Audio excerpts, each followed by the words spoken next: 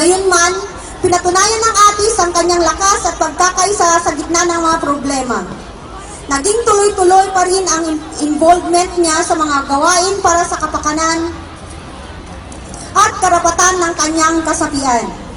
Pagdating ng 2007 national elections, panibagong pangungutong ang ginawa ng gobyerno ni Arroyo dahil sa implementasyon ng POEA guidelines. Kasama ang Atis sa mga mahigit 10,000 Filipinos dito sa Hong Kong na lumaban sa sobrang singilin sa mandatory training at assessment. Naku, hindi kaya tayo makunan sa video dito at ma-TV? Baka makita ako ng amo ko sa TV at i-terminate ako. Wala friend, hindi ka naman si Dulo o kaya si Eman, parang ikaw ang kunan ng cameraman. Sa bagay. Takot talaga ako, friend. Mahirap kayang mawalan ng trabaho pag na-terminate ako. Huwag kang mag-alala, friend. Kung sa magsama-sama ko sa ganitong rally, hindi pa naman ako nakukunan ng kamera. Ganda na lang sa kita. O sige na nga, sinabi mo yan ha. Oo, magtiwala ka sa amin. Andito tayo ngayon upang ipanawagan sa gobyerno na tanggalin at ipasura ang hindi makatarungan at anti-migrant policy ni Gloria. Ang POA guidelines kung saan tayo dadalas ang magkakaroon ng mas maraming bayarin. POEA guidelines! Ibasura! POEA guidelines! Ibasura! Servisyo! Servisyo! Huwag ininegosyo! Servisyo! Servisyo! Huwag ininegosyo! We are workers! We are not slaves! We are workers! We are slaves! Sa sumunod na taon, higit na lumakas ang Atis ng mabuong Divine Word Migrants Apostolate, ang religious group ng federasyon. Itinayo ito para mahikayat ang ibang taga-Abra na maging bahagi at upang mas lalong lumawak o lumaki ang federasyon. Dahilan sa karamihan ng taga-Abra ay galing sa Divine Word Mission Schools. Lumawak din ang kasabihan sa pagbabalik ng dalawang grupo, ang San Juan na mas kilala ngayong Danagan San Juan Association at ang lagayan ang Overseas Workers Association. Tampok sa period na ito ang kauna-unahang paglunsad ng kampanya ng Liquan Hong Kong Association laban sa pagpasok ng dayuhang Olympus Mining Corporation sa lugar nila sa Liquan, Abra. Alam niyo ba mga kasama? Gusto daw pasukin ng malaking mining company ang lugar natin para sa exploration nila. Correct ka dyan, friend, para hindi nilang sila palaasa sa ating remittance. Eh, di maganda para may trabaho ang mapasukan yung mga taga sa atin. Mga kasama, hindi nyo ba alam na pag pumasok ang mining company na yan, ay masisira ang ating bayan? Siyempre, pag bumagyo, yung mga bundok na yan ay guguho papunta sa ating mga bayan at pagkabuhayan. Oo nga, narinig ko sa asawa ko. Open cut mining yata ang gagawin doon, walang itira. Siyempre, sino munang maapektuhan? Di ba yung mga pamilya natin na iwan doon?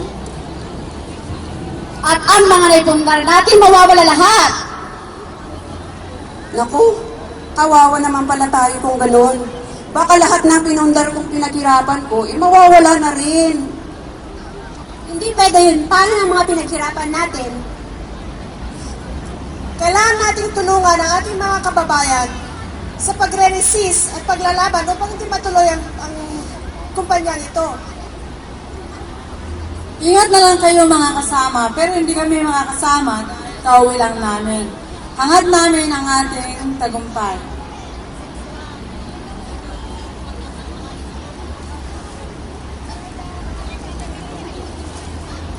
Sana, payagan ako ng amo ko para makauwi din ako.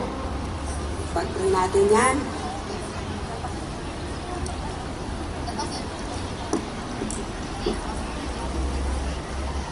Nagkaroon ng isang petition signing campaign against sa Olympus Mining Corporation at si Ludi Ginaban na siyang presidente ng Liquan Association ng taon na yon ang nagdala ng mga signatures against the Mining Corporation.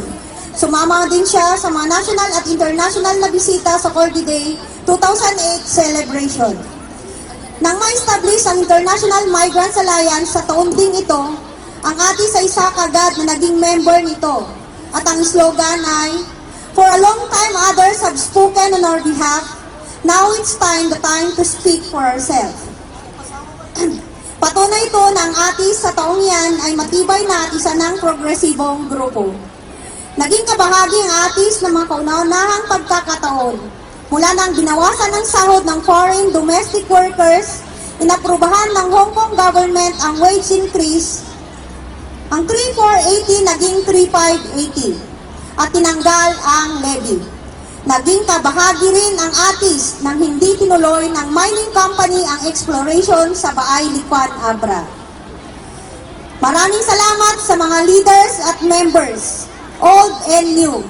Salamat sa patuloy niyong pakikipagtulungan, pagsasakripisyo at pakikipaglaban para sa kapakanan ng mga kapwa migrante dito sa Hong Kong at para sa mga pamilya at kababayan natin sa Pilipinas at buong mundo. Mabuhay ka, Atis! Mabuhay!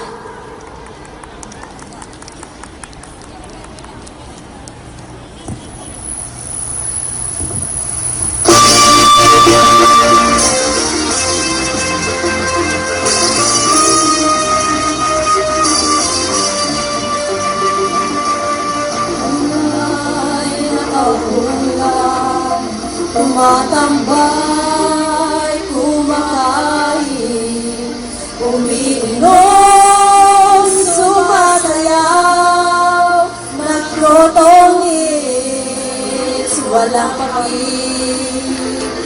Ang atis ay dumating, biglang nagbago aming routine. Dahil sobrang boring, naging exciting.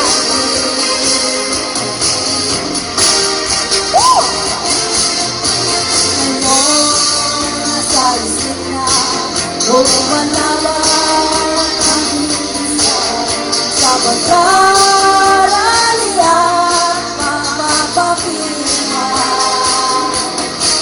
Walang feeling when you're arousing, organizing and mobilizing all around. Lay your hands down, we can make it happen, and we are strong, united, fighting for our right.